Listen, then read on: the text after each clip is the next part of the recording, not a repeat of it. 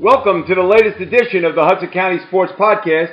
I'm your host, Jim Haig, and once again, the Hudson County Sports Podcast is brought to you by the wonderful people at Stance Sports Center, which is located at 528 Washington Street in Hoboken. The telephone number there is 201-798-4466.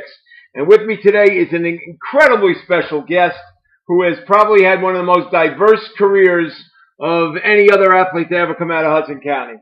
But it all began for this young man, and yes, I could still call him a young man, growing up on Pacific Avenue and going to basketball games at Assumption All Saints. And then from there, he went on to have an incredible high school career here's one thing we won't debate on the greatest high school basketball team that was ever assembled, and that was the 1989 St. Anthony's team that went 32-0. And the closest game was double digits. Nobody else got up under double digits against that. And he was one of the main components on that great St. Anthony's team in 1989. From there, he went on to have an even great career at Seton Hall University, where he was the Big East Defensive Player of the Year and helped to lead the Pirates to not only the Big East regular season championship, but the Big East tournament championship. And went to the NCAAs in both his junior and senior year. No, did you go sophomore year too? Maybe. Yeah. Did you go all 3 years? All 3 years. Okay.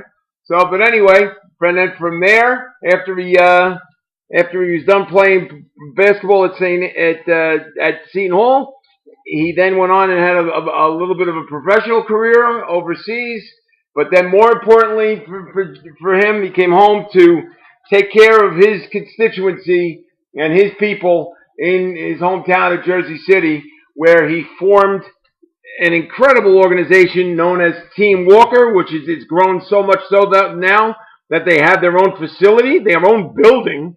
And then about 5-6 years ago, he entered the world of politics, and he became a member of the Hudson County Board of Chosen Freeholders.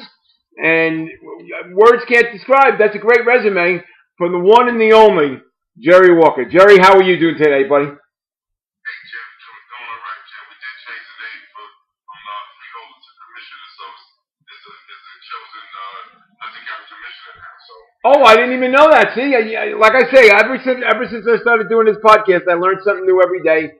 And you just taught me this one day. Although I don't know if I can call Stick Romano a commissioner, but But we'll come to think of it, I don't know if I can call Bill O'Day a commissioner either, but that's besides the point. You got some really, really good people you work with there. But anyway, Jerry, thanks so much for having the chance to talk to me today, and you're a great guest. And let's turn the clock back, and I'm going to say it's got to be close to 50 years now, isn't it? But let's turn the clock back to when you were a youngster growing up, and was I right? Was your life all around Pacific Avenue? Oh, man.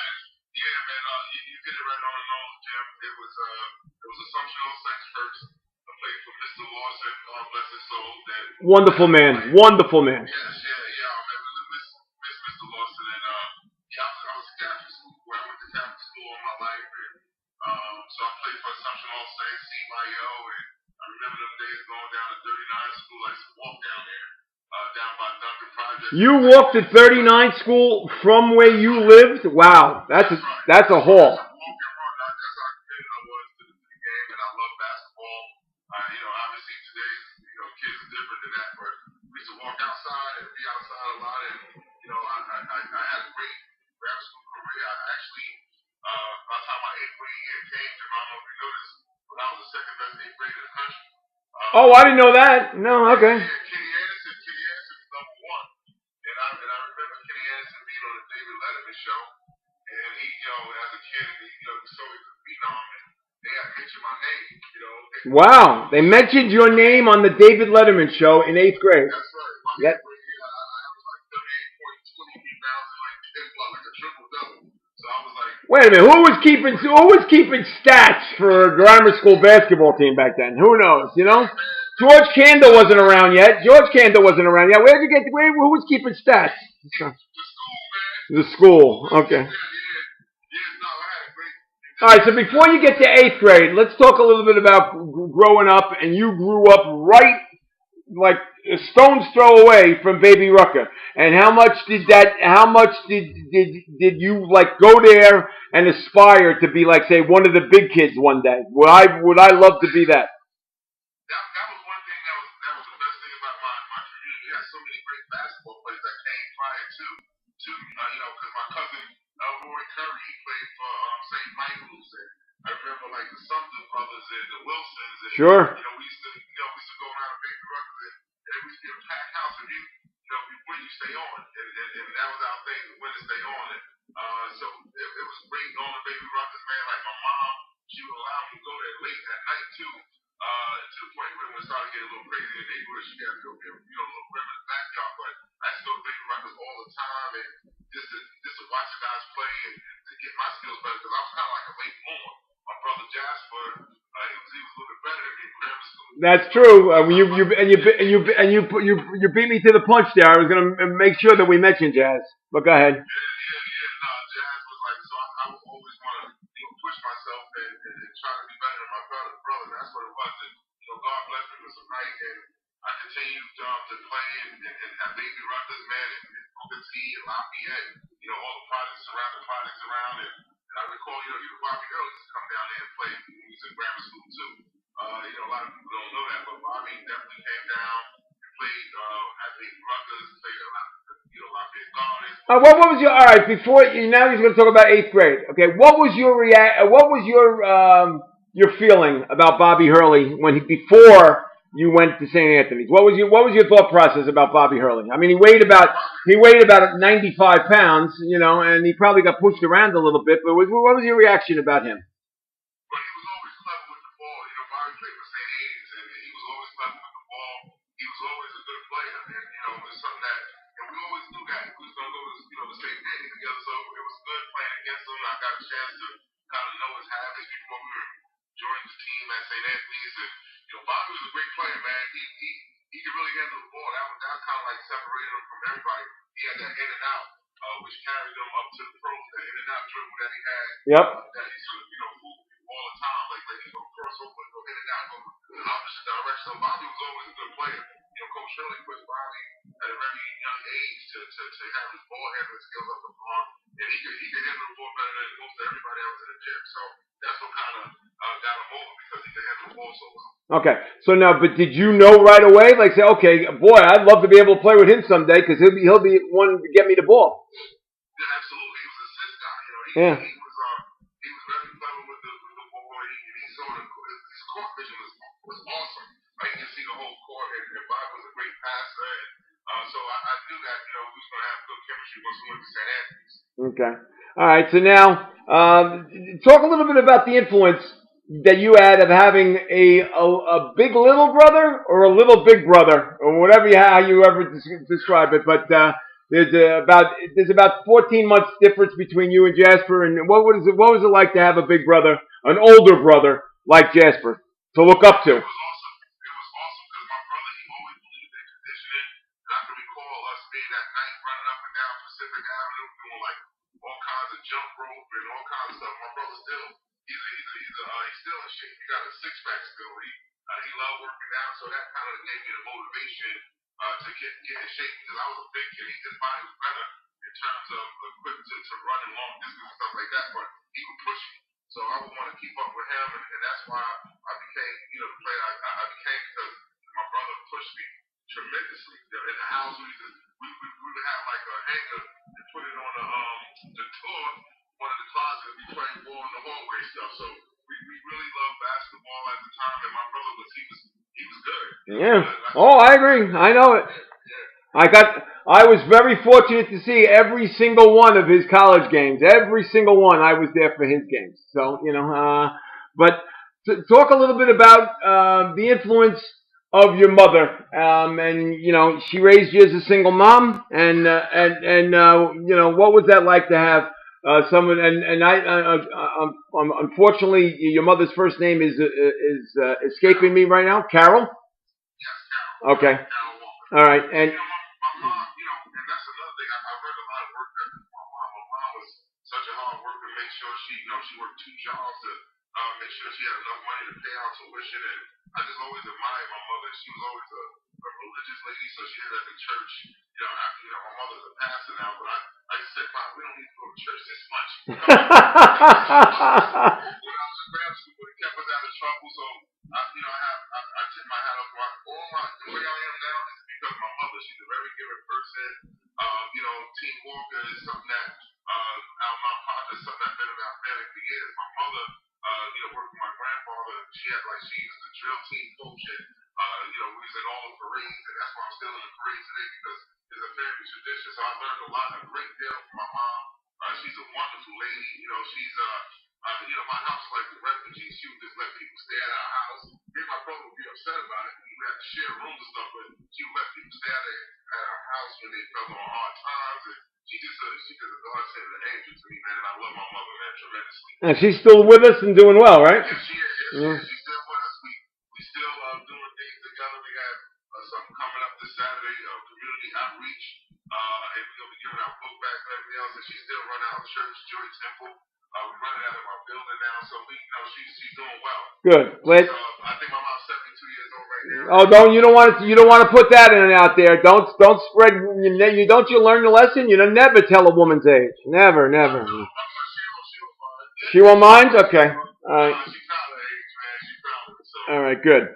All right. So now talk a little bit about what was it like growing up in that neighborhood where you had kids all over the place. And I mean, you had the kids that would go to 22 school. You had the kids that go to 39, to Assumption All Saints. You had, you had the kids from the projects that were right there. The Booker T projects. What was it like for you growing up as a kid, having all those kids around you?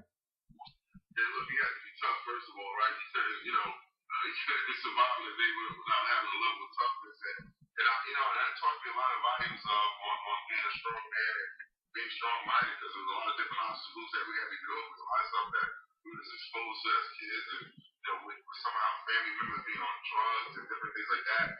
So we had to, kind of focus in, and that's what basketball came in, and it was a beautiful thing because it was an outlet for me to kind of like get away from some of that stuff and just to focus on something that I loved, and it was a godsend for me. It kept me kept me going in the right direction. So it was tough growing up in the neighborhood, man. And it's so crazy. There's so much development going on in the neighborhood. At one point, they was giving these properties away. I wish I had a little foresight. Yeah, really. In the IBS section. I mean, now you got like $1 million condos going up right now all around Baby Rock. So it's a little bit different these days. But when I was growing up, we had a bunch of lots because they were saying that in this area was like contamination. You couldn't build on it, all this other stuff. So we was kind of like the only family down on Montague Street at one point. The Curry family, my grandfather, he had more like a common. My mom is one of 16, so it was fun growing up with a big family like that. We did a lot of different things together, a lot of activities. We had relay races. We had basketball tournaments amongst each other and everything else. So it was pretty cool growing up with a big family. Beautiful. All right, so now, like you said, you played for Assumption All Saints, and I had the misfortune of having to try to coach against you guys when you were at Assumption All Saints. With you had guys like Roderick Rhodes and God rest his soul, Roscoe Harris, and that team was unbeatable. With Coach Lawson running the show, I was coaching at St. Paul's at that time, and I think you beat us about 115-9. And I remember during the warm-ups, right? My kids, not the greatest of talents of all time, right? Saw you guys going through the layup drills, and you weren't. Coach Lawson wouldn't allow you to dunk, but you were going up there and just dropping the ball over the rim, So right, and my kids came to me and said, "Coach, can we dunk?" And I went, got a bunch of slow white boys going to try to go up there and dunk in 8th grade. No, that wasn't happening. So, but that was a great grammar school team you played for. That was Yeah. Look, on my block, Jim, Pacific Avenue. Tell me. We had 3 guys that played in the Big East. We had me played for Seton Hall University. We had Kenny Wilson played for Villanova. Yep. We had Emory Ward that Right. And we also, Russ still played for Villanova as well. Right. So we had some pretty talented. And Luther lived down there for about an hour and a half. So you know. That's right. Luther was down there. Luther went to freshman ball at St. Anthony's, but right. Then he went to over to Elizabeth, but Luther from Booker T Projects too. So we had there's so much great talent down here, man. We had it was just such a tremendous advantage because you go to the court, you could play against a guy like Kenny Wilson, and all of a sudden the best guards can come down like Dave Rivers and all because we had the best pickup. Yep. Baby Ruckers, we call it. And it's AKA Baby Ruckers, but the real name to it is Lena Evans. Right. Yeah, it was great, man. I mean. Which, by the way, I hate to interrupt you, but real quick, Dr. Lena Edwards, way back when, I got chicken pox when I was 5 years old, and she came to my house to treat me for chicken pox. And mind you, the kids in the people in my neighborhood were all saying, "Why in the world is that family allowing an African American woman come into their home?" And my father said, "A woman, she's a doctor. She's the one and sure enough, she helped me. I had a really bad case of chickenpox, but Dr. Edwards, God rest her soul, helped me tremendously because I would have I probably still would have chickenpox now, 55 years later. She was the greatest."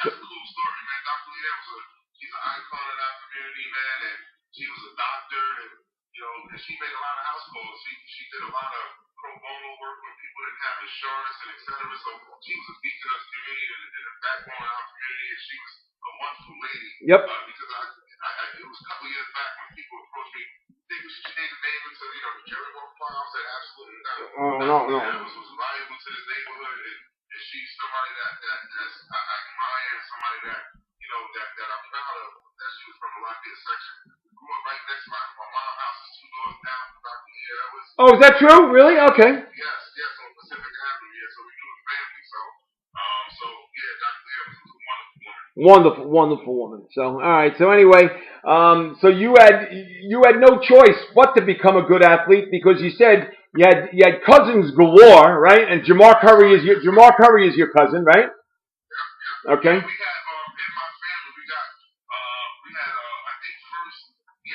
four or five first all county players. Then we got Elwood Curry. Okay. Played for St. Michael's first team all county. We got Robert Glover who played for Robert Glover's related to you? St. Mary's. Yes, that's my first cousin. Played for St. Mary's basketball. He was all county player. Love him to death. Great player. Curry. Yep. All county. Jasper Walker, all county, and myself. So we had 5 all county players in the same family. That's pretty good. Right? And you had your grandfather, who was perhaps one of the nicest human beings on the planet. Absolutely. And everybody, when Pop talked, everybody listened. He was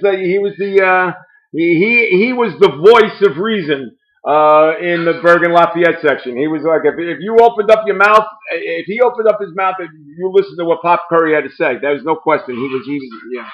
Right. And then Pop Curry, he was heavily involved with the parish too, Assumption Saints. So sure. That's how we all went to Assumption Saints, and they really did it. Sister Mary Lou, God bless. I still see Sister Mary Lou walking around in the neighborhood, and they loved the Curry family. They would give my grandfather some scholarship money to send all his kids there because obviously he couldn't afford to send everybody, but Assumption Saints made it work, and my grandfather was a deacon over there at one point. I remember Joe DeMonte and all the guys I used to deal with at Assumption Saints, and I just thank God for his connection there and allow us to go to Assumption Saints Baptist School. I was very fortunate to know the man. He was a great man. So anyway, all right, let's talk about now. You're in 8th grade, and you said you're the second best second best 8th grader in the country. All right, that's what you said.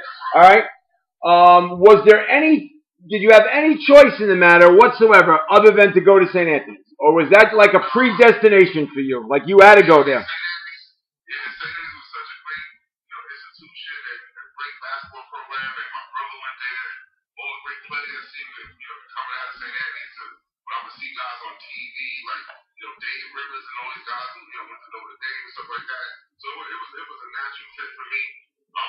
Coach Shirley knew me since grammar school, and they're probably in the same class, so it was a natural thing for me to go there because my brother went there prior to me, and I appreciate making that my mom making that sacrifice and said, sent us to St. Anthony's instead of going to Lincoln or Friars High School. So that really helped me out tremendously in my life, just to have a strong father figure like Coach Shirley and somebody that really played that was on your neck. Like he wasn't behaving and doing the right thing. So I made a great decision going to St. Anthony's. Okay, now talk a little bit about early on, Jerry. Did you realize that you were part of greatness right away? I mean, Terry DeHare wasn't even close to being Terry DeHare yet at that point, but did you have any idea that, like there were guys that were older than you, like say Monty Davis and Jasper, and then your class, I mean, and Sid Rayford is in there somewhere, right? And, so, I mean, you had a great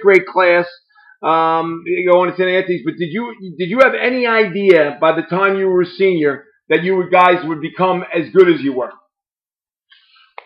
told Big Gamble, because Coach Shirley, what Coach Shirley do, he liked to talk about old teams, and he used to talk about Big Gamble team all the time. And I did back up a little bit. I remember Go ahead. from 8th grade, and my brother saying, it's not going to be like I was dominating in 8th grade. My brother was saying, it's not going to be like that in high school because guys is big and strong just like you. And I'll never forget when we first had open gym. And we went down Right Eagle Hall, and I started playing. I started mixing it up with them, playing to the point where when Coach Shirley put the teams up, the freshman team, the JV team, varsity team. Well, my name was on the roster, and my brother couldn't believe it. Yeah. But so he thought I was going to, so he always motivated me that way. Like, all right, coming on, you're going to come to high school, you got guys that's big and strong and athletic just like you. It's not going to be as easy. You're so tall and so bigger than everybody in practice. That's why you score so many points. So he would challenge me that way. So I was determined to prove him wrong too. And then all of a sudden when Coach Shirley put the papers up on who made what team, and he just saw my name on the varsity team, he couldn't believe it. I was like, okay, I'm coming to practice with Jim. There you go. And I'll never forget the first practice was the day after Thanksgiving. It was a double session. I couldn't even go to sleep. I was up the whole damn night, and I was like, okay, I couldn't wait to get to practice. So we got to practice double session. I was on a red team. The right team was the starters. So 2 weeks in, I was dominating practice. Sean Lennon and a couple guys that played on that St. Anthony was like a rebuilding year that year too. Yep. So I was just dominating practice, and all of a sudden, Coach Shirley said, "Hey, Jerry, switch the shirt. Sean, you go over there." And all of a sudden, I was on the first team. The guys couldn't believe it still. That's and then I just kept pushing myself in the weight room and everything else and getting in better shape and just listening to Coach Shirley's advice just to keep honing my skills and keep going to the park. And I just kept at it. And then all of a sudden, we had a great year. We won the state championship that year, and I won MVP. okay. My freshman year, and I'll never forget it. And that's when I started first getting my letters from colleges. And I remember You started getting letters from colleges when you were a freshman in high school? That's right. Wow. I remember, I'll never forget because that year, Louisville sent me a letter. That year, Never Nervous Purvis Ellison. Right. I remember him winning The national championship as a freshman. Yep. His freshman year, he won a national championship, and he won MVP. So I felt like I'm going to Louisville. I'm just like Purvis Ellison. Yeah, that's a true story. So, Okay. yeah. All right, now my favorite Jerry Walker story that you've told time and time again, and I'm going to make you tell it again. Okay? How much was Hurley an influence on you, not only just from a basketball standpoint and being your coach, but then also after you left the gym? And how much did he drive around the neighborhood and make sure that you were in the house? And was there one time that he almost caught you? Go ahead, tell that story. I remember just about diving behind the bushes in front of. The Virgin Mary Saints, if you know Saints, my Seton Hall Saints, the parish there, you got the Virgin Mary statue and the big bush right there, right by the church. Right. And I'm in the hall, I was hanging out with my friends, it was after hour, my coach gave me a turkey. It was in the summertime. And I was hanging out with my friends coming from the court, who was definitely coming from the court. And I saw Coach Hurley's caravan coming down the street. And they was like, "Hey, yo, Coach Hurley." Then I just dived behind the bushes and I saw him like a high from Coach Hurley, and he just drove by. He kind of slowed down because he knew my crew. Right. Coach Hurley was very in tune with all that stuff. A lot of people don't. Coach Hurley knew you were there, by the way. I've talked to him about it. He knew you were there. He was just waiting for you to pick your head up from the bushes, and you stayed there. Yeah, right. And then he wound up just leaving. He wound up circling the block like he ran in the house. Right. Because he knew my point. And then Coach Hill was a probation officer. Yep. So he knew all like the tough guys in the street too. He had respect.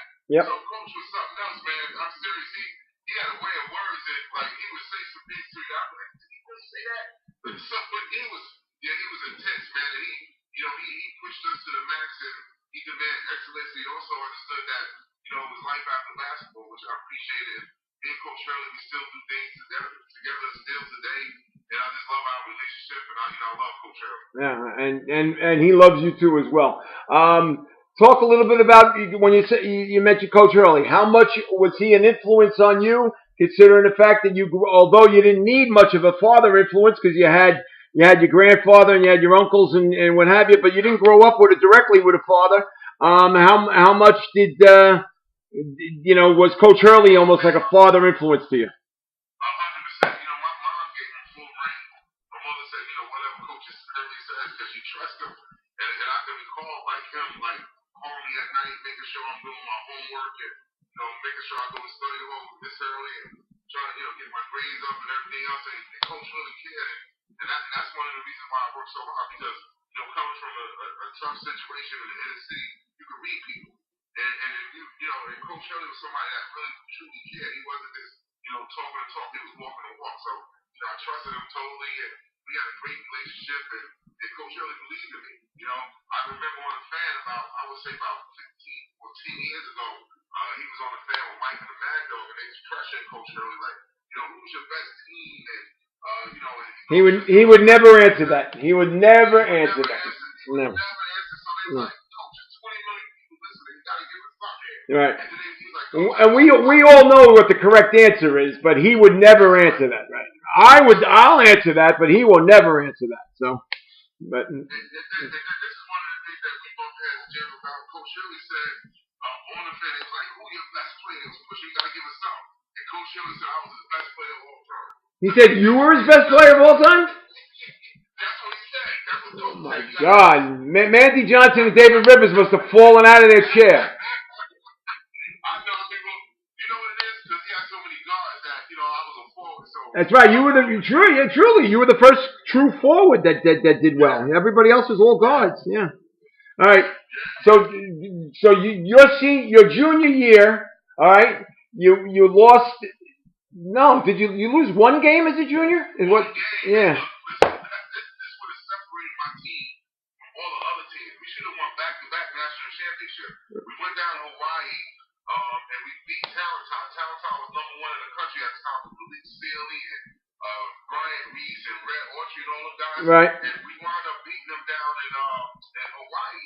And coming back, and I'll never forget, we had like police escorts coming back, and it was a big news, saying that it's, a little small Catholic school without a gym is the number one team in the country.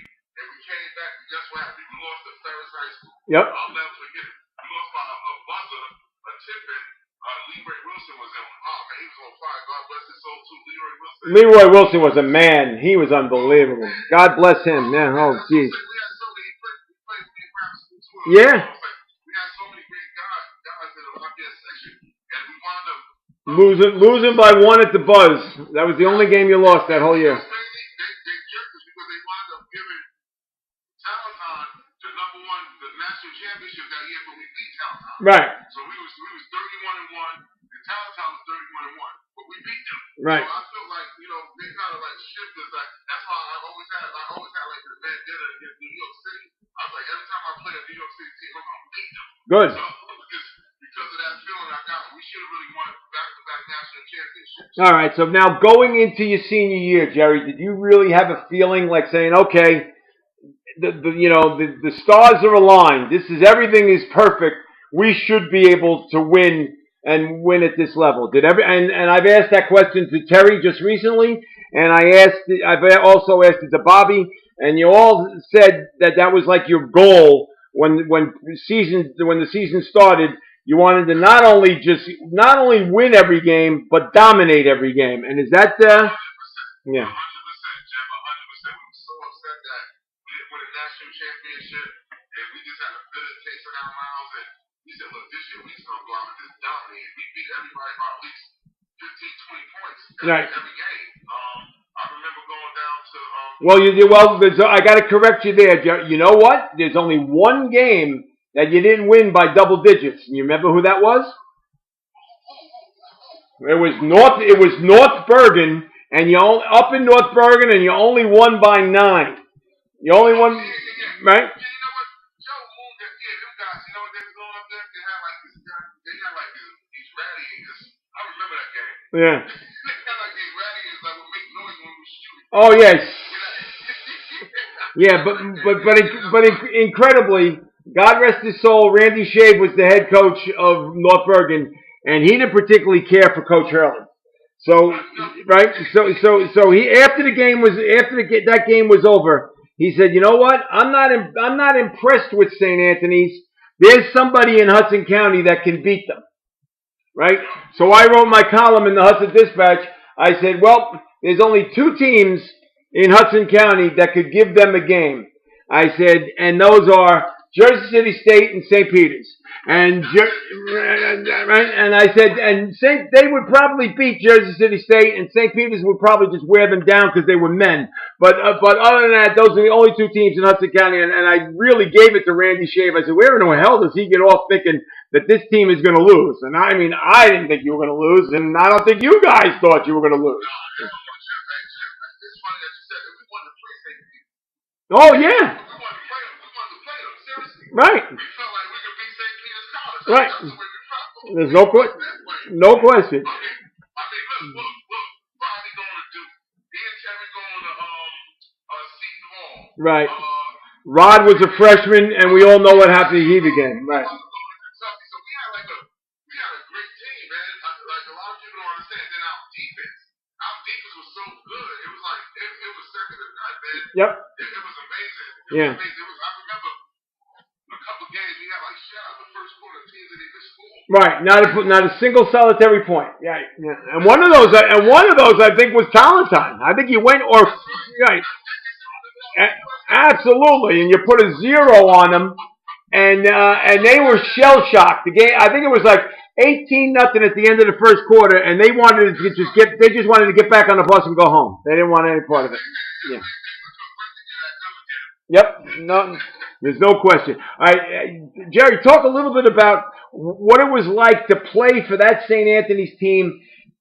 That was not a basketball team. I best describe it as being like you guys were like the Beatles.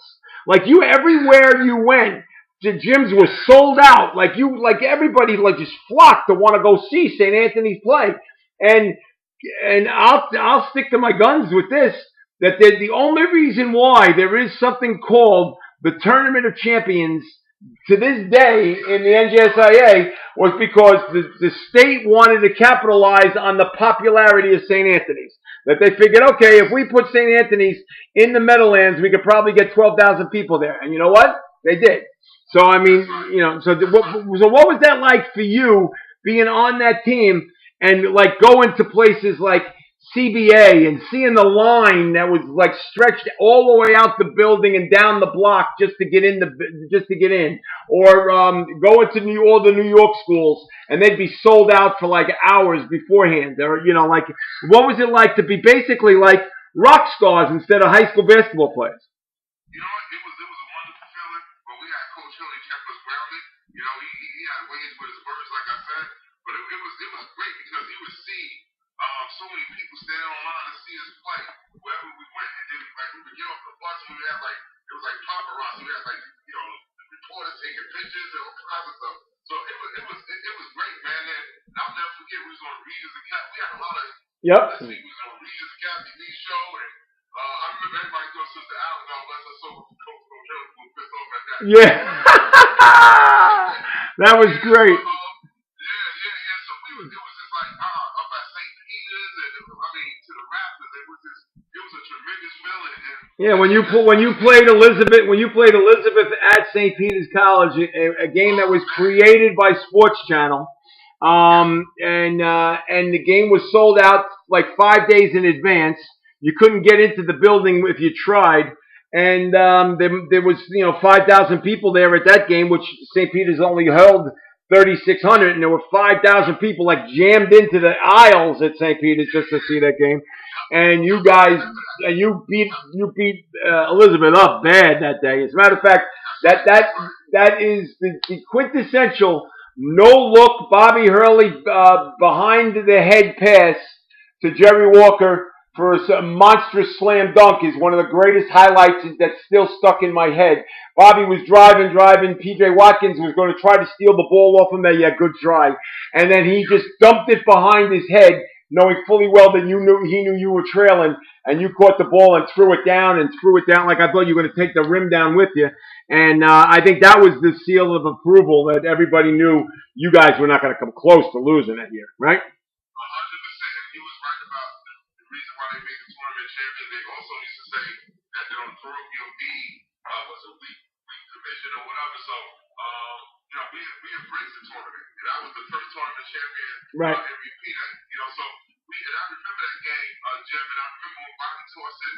I got the picture. I was like above the box. Yep. The picture was in the Jersey Journal, so that was a great play, gave us momentum, and we just started, running. And I remember going back and forth, in the paper with Luther Wright. He like made some sort of reference to like one of these rappers. He's like, Big Daddy Kane. Oh yeah, okay. He said, tell Jerry Walker like Big Daddy Kane said, I'm coming. Like, okay. Then after the game, the reporter asked me about that. I said, well, tell Luther Wright like Rakim said, I ain't no joke. Yeah, that's true. That's true. That was cool times, man. We was like rock stars at the time, really. Without question. And looking back, I mean, you could say it. Coach Hurley won't say it, but you watched high school basketball now for the last 40 years. Is that the best high school team you've ever seen? Never mind because you were on it, but is that the best high school basketball team you ever saw? Hey, look, Don Magazine, probably 7, 8 years ago, said our basketball team was the best basketball team in our country's history. Forget about this state of New Jersey. Yeah. And the reason why they said, we had great offense, but our defense was second to none. So and that's something that you took a lot of pride in from the fact that you were like 8 when you were 10 years old. You always wanted to be the best defensive player. You might not be the best offensive player, but you wanted to make sure you were the best defensive player. Go ahead. 100%. I always wanted to play the best player on the team too. So that's something that I took pride in. That's something that I took to the Big East and carried over to Seton Hall, and it worked out for me. So. All right, now talk a little bit. I mean, this is going to be a funny story. Talk a little bit about making your college decision. And I remember I used to, when I was on Wednesday nights, I used to bartend at Mahoney's. And one night, Eddie Fogler and Mike Cohen, God rest his soul, came into Mahoney's when they were at Wichita State. And Fogler got his load on and said, quote, Jimmy, we're getting Jerry Walker. Right? And I said, there is no way in hell that boy from Pacific Avenue in Jersey City is going to go to Wichita, Kansas. There's no way. And right? He goes, go ahead. They put the full press on me with trying to recruit me. One of my favorite players was Xavier McDaniel. Oh, okay. Xavier McDaniel called me up and everything. I was like, oh, man, I entertained it, but like you said, I wasn't built to be out of Kansas, man. No. And I told Fogler that night, I said, there are only 2 schools that Jerry Walker will consider, right? And I said, one of them is St. Peter's, but I don't think we got a shot at getting him, and the other one is Seton Hall, right? And he says, oh, really? Well, we're going to get Jerry Walker. I said, yeah, right, but was that the truth? Were there only 2 schools that you were thinking of? So either Jerry. I was getting recruited by everybody, but my brother was at St. Peter's, and St. Peter's was a Jersey City team, a Jersey City University, and plus, I used to come to the game, St. Peter's game, and I liked the L train, what was his name? Lionel Simmons. Lionel Simmons from LaSalle. Right. And so I kind of liked the conference at the time, but, I knew I always wanted to play in the Big East because of, Georgetown Warriors and that great run with, 4 teams in the Big East. Yep. Being in the Elite 8 at the time, and 3 of them being in the Final Four. So I said to myself, I got to, I'm going to the Big East. Okay. And at that time, Seton Hall was on an upswing too. So, and it wasn't like a strong tradition of basketball at that point at Seton Hall in terms of winning. they had Mark Friday had a little winning season, whatever. But prior to that, with rap, they was losing. Okay. So I said, I can go to this school and make my mark and have a household name, and that helps me still to today. So beautiful. Good decision going to Seton Hall University. All right. Well, we'll be back. We're going to talk back with Jerry Walker with his college days in just a second. After this word from Stan Sports Center. Stan Sports Center is your local full-service sporting goods vendor and authorized team dealer. They offer quality products and dozens of brands to outfit your team top to bottom. Stan's has proudly been supporting the local community since 1946 and is your one-stop shop for uniforms, equipment, online team stores, and so much more. Locations in Hoboken and Saddlebrook and servicing the entire tri-state area.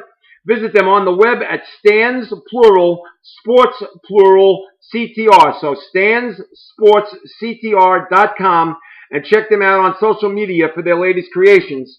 And if you go to Stan Sports Center in Hoboken and you say hello to my friends down there, Louie and Todd and especially Danny, and you mention the Hudson County Sports Podcast and you mention Jerry Walker, they'll take 10% off anything in the store that's retail. So that's not a bad deal. 10% off on anything that's in the store retail if you just mention the Hudson County Sports Podcast and you mention Jerry Walker. So that's Stan Sports Center, located at 528 Washington Street in Hoboken. The telephone number, 201-798-4466. And Stan's Sports Center is the proud sponsor for the Hudson County Sports Podcast. All right, we're here with my special guest, Jerry Walker. And Jerry, you now make the decision to go to Seton Hall, and then unfortunately you had to handle a little bit of adversity when you weren't eligible to play right away as a freshman. And how tough of a decision, or not a decision, how tough was that for you that you were a casualty to back then what was called Prop 48? Yeah, that was like the first year for it. It was something that I didn't realize. It was a lot of information that I didn't learn, obviously. But it helped me out. It helped me establish myself in terms of a student of that Seton Hall. Oh, really? Okay. Yeah. I remember the one semester, although I was taking some soft courses, but I made the dean's list. So, and I can recall. So you went from being a Prop 48 to making the dean's list at Seton Hall? That's amazing. That's amazing. Okay. Well, look, that's one of the reasons why I chose Seton Hall, because they have such a great academic program. And Robin Cunningham, she's a wonderful lady. She's that's one of my close friends still to today. And she just retired actually this July. She's been at Seton Hall for over 36 years, and Robin was a godsend to me, and I spent a lot of hours with her. And, so I spent more hours with Robin than I did with PJ. It seemed like so. And I would have done the same thing too. I would have wanted to spend the time with Robin than with PJ. That's for sure. Go ahead. That's right. Yeah. That's right. So it was a wonderful career at Seton Hall, man. We wound up, I went like my sophomore year, went to Elite Eight. All right, but how tough was it for you now playing basketball your entire life, okay, since you were 7 years old, to have to sit out that year and not play and watch your teammates play? And how tough was that? Oh, that was so tough, Jim. I was so depressed, man. I started drinking a lot of beer and eating a lot. I got really heavy that year, too, because, at that time, you couldn't work out with the team. Oh, really? You couldn't even work out? No, you couldn't even work out. And you would fail. The whole athletic department would be on probation. So for the first 2 weeks, Seton Hall, the border region was trying to figure out should they take a risk on me coming here or not. Because the rules was, if you didn't do well in school, the whole athletic program would be on probation. So it was a big decision for Seton Hall to even let me come to school, and I thank God they did. Yeah, well, I know a lot of schools back then wouldn't accept a Prop 48 player. They wouldn't take him. Yeah, so that. It was a big risk, Jim, but they took the risk on me, and here I am today. So. Yeah, well, I mean, they took the risk on you because I knew PJ Colissimo was not letting you out of the building once you got in there. That was, he was. Yeah, he knew what he had, and he knew that you were going to be part of the rebuild of the Seton Hall basketball program, and that's exactly what you were. When before you got there, they went to the finals, and then all of a sudden you got there. They had a couple of down years, but then boom, they went right back up again. And then your junior and senior year in college, you were definitely among the top 15 teams in the country, and Yeah, yeah. I remember my senior year in college, we ranked up number two in the country at one point. We were number two in the country. Yep, and I really thought, Jared, that and if you remember, I used to go to a lot of those. I covered a lot of those Seton Hall games, and I just thought, I told everybody and their mother, I said, this is a team that's going to win it all, because your team had that Seton Hall team had no flaws, none. The only flaw we had was we looked past Western Kentucky, and we should have never did that. I don't even know whether or not you did. I just think you were in a state of shock that they were hanging around, and you were relying upon that big 7'1" kid in the middle who just did not show up to play that day. And I remember, as God is my witness, because that was in Orlando and I was there, and I remember you running up and you punched him as hard as any other human being alive, and you punched him in the chest and you said, do you know where the F you are? Do you know where you are? We're in the NCAA tournament, you are. And you punched him. I mean, it would have knocked out anybody else and their mother. You would have knocked his wind out of him. Luther wasn't into it. No. He wasn't into it. He was up all night. He wasn't really into it. So I was like, Luke, what's going on? He was like, mentally, he wasn't into it. So not at all. Yeah. That cost you severely. And then just the shots that you guys made all year long weren't falling that day. And I don't know. I still to this day I don't know. And I mean, I can imagine you played in the game. I don't imagine how you felt about how that happened. I mean, we started going up and down with them. Yep. Playing they style, that West Coast style, and that wasn't really our style. We was more of a half-court team. Yep. And they had to stop Wayne. Wayne, I forget Wayne's last name, but he was a head manager of Seton Hall University. He was one of the assistant coaches.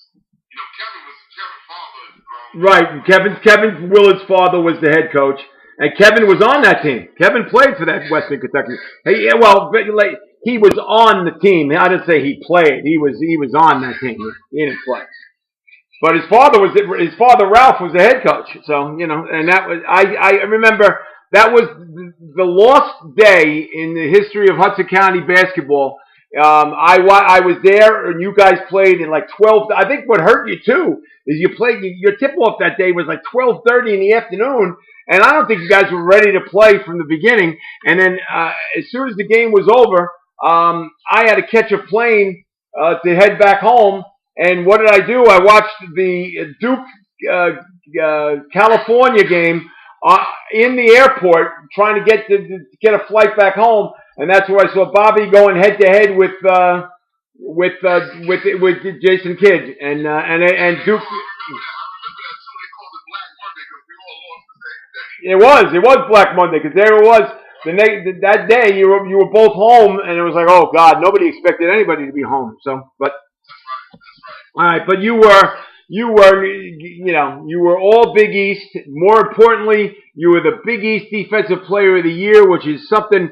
For somebody your height is an amazing statistic to have for the rest of your life. They'll never be able to take that away from you. And that's the only bad thing about it is that your season ended way too soon. So after that season, and talk a little bit about what was it like to play for Seton Hall during that era. You guys won the Big East. You won the Big East regular season championship. You had a lot of great teammates. Terry was on the team with you. Danny was on that team. You had Brian Caver. You had my boy Arturas Kanishevich was a small forward. And you had you had guys like John Leahy coming off the bench. I mean, that was just an absolute great team. And talk a little bit about what was that like to play for that Seton Hall team for your junior and senior year in college. It was excellent, man. We had 10 guys. We had, Coach PJ said it to me that that was the best the most talent he ever had on, at Seton Hall. So although we had the, playing 14, but he thought our team was more talented than that team. And it was a special group. We all believe in each other, and we worked hard every day at practice, and we pushed each other to try to, have some success. But I'll never forget them days. It was some Seton Hall people call them the glory days, which I love, and I always go back to the games, and the people embrace me, and I appreciate it, man. Yeah. And Jerry, they never forget you. You're like, you are like you're the shining light. When you walk into the building, everybody turns around and goes, "This Jerry, this Jerry." Like it's. That's right. That's Yeah. right. I don't let them forget. I come, I participate, and I try to do whatever I can do to move the university forward too. Beautiful. All right, now talk to me a little bit about now. Your college career is over, and did you go to the draft thinking that you had a shot at getting drafted, or did you stay home? I stayed home. I knew I wasn't drafted. I had a little short stay with the New Jersey Nets. I made it to veteran camp. I had 2 10-day contracts with them, and then when I got released with the Nets, I went overseas. I played in 5 different countries. I played in Spain, Sweden, Turkey, Lithuania, and France. Well, that must have been an exciting thing to be able to go to all those different countries and play pro ball. Yeah. Learn about different cultures and everything else. So it was good. Then after that, I just came home and I started my nonprofit Team Walker. Okay, but you only played pro ball in Europe for 5 years, and then you gave it up. Did you give it up because you felt like you couldn't do it anymore, or you felt like, okay, I've taken it as far as it can go? I started coming back doing basketball tournaments, and then my grandfather passed along. There was no activity going on, so I found myself caring a little bit more about my community than my basketball career. And that's what happened. Okay. All right. So then, where did the idea come for you to start Team Walker? And mind you, it has nothing to do with basketball. It has to do with everything else. And talk a little bit about where you came up with the idea to have Team Walker. Well, it was something that this sort of worked in my family, like I told you a little earlier in the conversation. My grandfather, he had the Lafayette Neighborhood Association, so this is something that's a thread and tradition.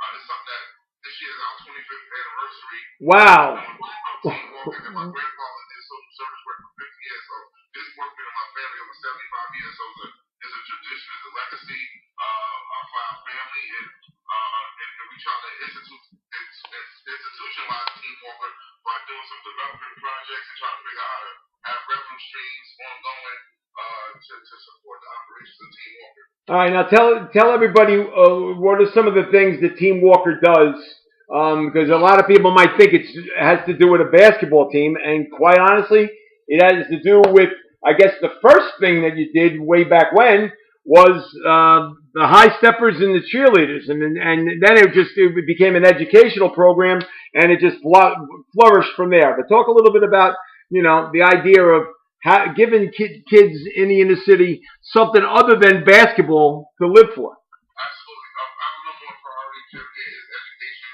A lot of people thought that, given back to my athletic background, it was about athletics, but that's ultimately true. We understand education is the key, and it's the key to success, and the key to get the people out of any poverty situations that they in. If they educated, they could do things and make good decisions and get good jobs and etc. So we started, really focusing on that. We have our tutorial program and all that, and we're the only act in town that's still free. So we pay our teachers. We have certified teachers. We do summer camp. We do after school programs. So we work with the kids all year round. Okay, and when you say tutorial programs, that's the most important thing in your organization. It's education first, and everything else is second. Is that correct? 100%. Education is key, man. 100%. Yeah.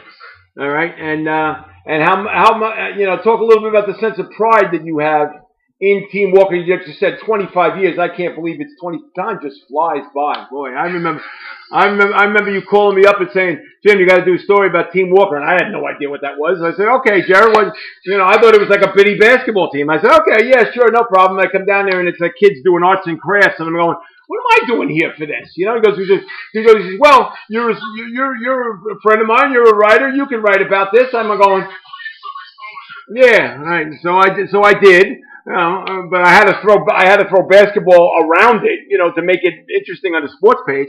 But talk a little bit about just the idea. This was something that you wanted to keep going because it was part of your family tradition.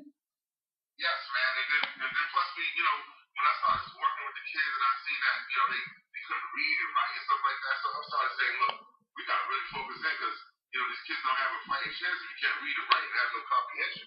So that's what kind of drove me to say, look, this is our number one priority, is academics, and that's what, that's the reason why I'm successful myself, is because of academics. I got a degree from Seton Hall, and I'm able to do things like this. Right.